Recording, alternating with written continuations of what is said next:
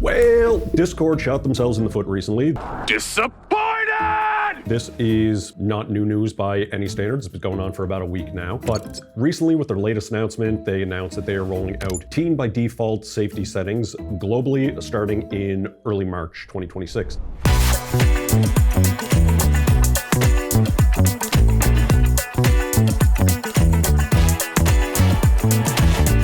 If you want access to, age-restricted content, anything, any certain safety settings, and that's anything that anybody deems like 18 plus, you either need to do an on-device facial age estimation video selfie or government ID verification via vendor partners in some cases. And that kind of landed as everyone's going to need a Face ID or some kind of ID scan. And then came the follow-up clarification. Discord says the vast majority of users won't have to do anything because most people don't touch age-restricted areas, and many adults can be cleared via age inference. So why is there still backlash? It doesn't really matter that it's going to be only for age-restricted content because it's a slippery slope. This happened right after a very real reminder that third-party risk is a thing. So we're going to be covering a few different topics today. Howdy, folks. Zach Perry back here with 45 HomeLab, and we're here for HomeLab deep dives into Proxmox, ZFS, self-hosted tools. Hit like, subscribe, and let's get into it. So first, let's cover what Discord said very, very briefly here, because everybody's kind of knows what's going on. So on paper, sounds fine, everything, but they also had a follow-up clarification, and they kind of backtracked on everything. Well, not everything, but Discord clarified that you must be a confirmed adult to access age-restricted servers, channels, or change certain safety settings. Most users, they don't access those areas, so they'll never see the verification flow there. Now, again, all well and good on paper, but many adults feel the confirmed age inference without explicit verification is kind of a slippery slope. And if Discord can't confirm you and needs access to restricted areas, settings, you may be asked to complete additional steps. And that reduces the practical impact for most users, but it doesn't fix the trust problem that it's kind of building. So talking about the trust problem, why the breach that I mentioned earlier is coming up. So even if Discord says that the selfie processing is an on-device and IDs are deleted after confirmation, people are still thinking about the most recent, the most predictable failure mode, third-party vendors. Discord disclosed on an incident on October 2025 where an unauthorized party compromised a third-party vendor used for customer support, trust, and safety efforts. And reporting around that incident linked it to an age-related appeal flow and suggested roughly 70,000 user ID photos may have been exposed through the vendor chain. So when people kind of hear the whole, we're expanding our age assurance worldwide, they don't just evaluate the policy, they evaluate the blast radius if something goes wrong. And that is why this became an exit plan sort of moment, let's say. Now, not gonna lie, Discord, it's gonna be hard to replace because it's not just an app, it's a community operating system. It isn't just chat, it's a full community platform. It has servers, channels, threads. It has roles, onboarding, moderation tools, voice, video, screen share. It's basically an all-in-one platform. You have things like bots and different integrations with other apps and tools, consistent multi-platform user experience, and the biggest advantage of it all is everyone already has it.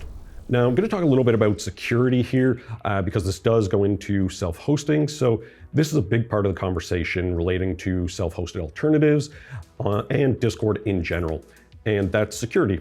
And people, when they say secure, but they mean two totally different things. And here's kind of the clean way that I frame it. So security type 1, privacy and control. And this is things like who owns data, who sets the retention on that data, how long it's actually stored. Can the platform change the rules and lock people out? Can they make changes at a whim, which is kind of what a lot of the backlash was on this. And this is where self-hosting shines. You decide the identity requirements, the retention, backups, and the access policy. Now, that second security type would be operational security, so patching, misconfig resistance, things like that. And this is, how hard is it to run safely? Now, how likely is it to be misconfigured? Did I let something in, etc.? How easy is it to keep it updated? Is it just an apt update? Is it just updating the Docker image? And this is where self-hosting can backfire if you don't treat it like a real service. So the goal isn't self-hosted equals secure. The goal is pick the security trade you actually want, and be honest about all the admin work if you're willing to put in that work. So the self-hosting security move, there are a few different alternatives. The two popular ones I found are Stoa and Matrix with Element. And if the reason you're moving is security and control, the two paths that come up is option A, Stoa, Discord, but self-hosted. So it's aiming for that familiar community model, servers, channels, roles, voice, and it's being discussed as one of the closer Discord-like self-hosted options. And why it's attractive for self-hosting, first thing, security. So it has fewer moving parts than an ecosystem/protocol approach, as you kind of see with the Matrix and Element model. Easier to operate safely for many HomeLabbers, less surface area to misconfigure, has a familiar user experience, so less of a migration path. Now we got to talk about the trade-offs a bit. So versus Discord, it has a smaller ecosystem than Discord, so those bots and integrations, it's lacking that right now. Feature polish may lag depending on the maturity and the client support, common with newer platforms, of course, and it is going to mature as time goes on, more people use it. And option B is going to be Matrix plus Element, so it's an open protocol and you have portable communities. So Matrix is the protocol and Element is the common client. And Matrix has explicitly welcomed the influx of Discord users during this whole controversy. Now, why is this attractive to self-hosting? Now, on the security side, it has the strongest long-term story for sovereignty, open standards, portability, control. You can run private only or federate when you want. It's an ecosystem, not a single vendor platform, so there is a little bit more work to it. Now, the trade-offs versus Discord itself, as I mentioned, more operational overhead. So you have your home server, you have a database, moderation decisions. Now, mind you, it's not a ton extra, but federation can increase abuse, moderation complexity if you go public with it. The UX, the user experience, varies more across clients than Discord's one polished stack. So an honest comparison of the two security types and Stoa and Matrix. So for the most privacy, control, and sovereignty, you're going to use that Matrix Element stack. For the lowest admin risk for typical self-hosters, you're typically going to use Stoa. Now there's a lot of other things that you can do to compare the two, but security is a big one, especially in the context of this video. But let's actually talk about what hardware you need to actually have your own Discord-like server. So any of the 45 HomeLab systems will fit the bill, but because I'm a big fan of having everything in one box, we're doing this on the HL15 2.0.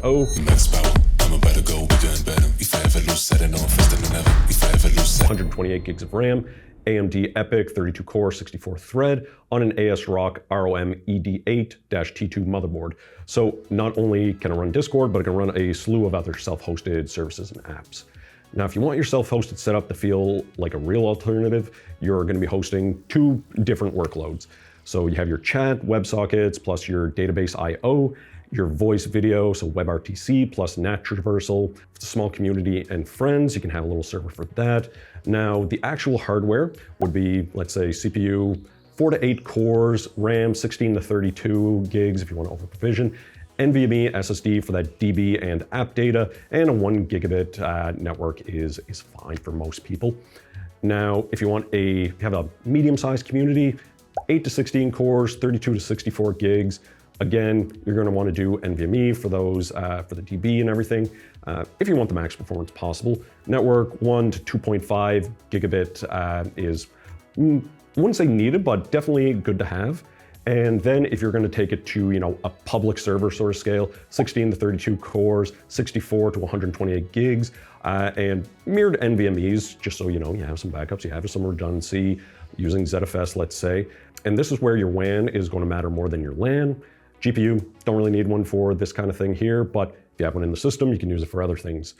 Now, the Discord field upgrade is going to be turn. So if you want calls to survive strict NAT, dorm Wi-Fi, LTE, corporate networks, things like that, you're going to run a turn server, commonly co-turn or host turn on a small VPS for better reliability.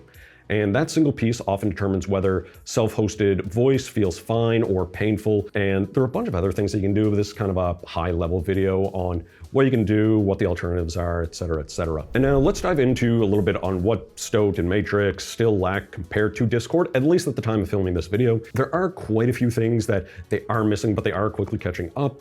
Discord has that giant bot integration ecosystem, whether that's plus or minus, I'll leave it up to you.